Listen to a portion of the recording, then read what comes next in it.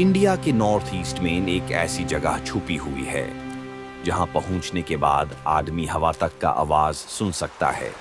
यहाँ के जंगल, यहाँ की हवा और यहाँ के केव ट्रेल्स सब अपने अंदर एक राज संभाले हुए हैं।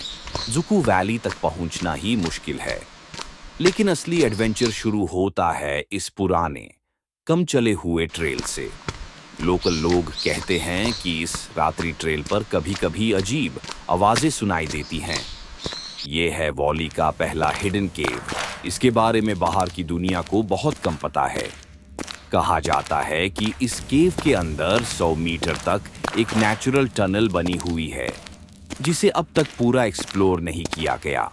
गुफा के भीतर एक अनकही सी शांति फैली है, पर हर कोने से टपकते पानी की बूंदें अपनी ही धुन में बोलती रहती हैं। इन पत्थरों की परतों में हजारों वर्षों का इतिहास चुपचाप सिमटा पड़ा है, मानो समय स्वयं यहाँ ठहर गया हो।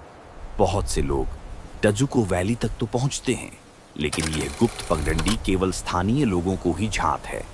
इस मार्ग पर कदम रखते ही ऐसा प्रतीत होता है मानो आप किसी और ही संसार में प्रवेश कर रहे हों।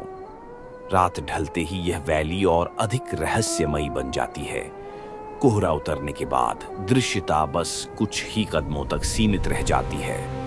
स्थानीय जनजातियों का कहना है कि यहाँ कभी-कभी अनजानी रोशनियां दिखाई देती हैं। ऐसी रोशनियां जिनका रहस्य आज तक कोई नहीं समझ पाया। लंबी यात्रा के बाद हम उस छिपे हुए स्थान तक पहुंच चुके हैं जहां केवल कुछ ही सौभाग्यशाली लोग कदम रख पाते हैं। ये पूरी घाटी इतनी शांत है कि यहाँ अपनी धड़कनों तक की आवाज सुनी जा सकती है। डजुको वैली कोई साधारण पर्यटन स्थल नहीं, यह एक छुपी हुई दुनिया है। एक ऐसी जगह जहाँ प्रकृति आज भी अपने सबसे सच्चे रूप में जीवित है। और शायद इसी कारण यह स्थान हमें यह याद दिलाता है कि हमारी दुनिया में अब भी बहुत सा रहस्य अनदेखा और अनकहा पड़ा है।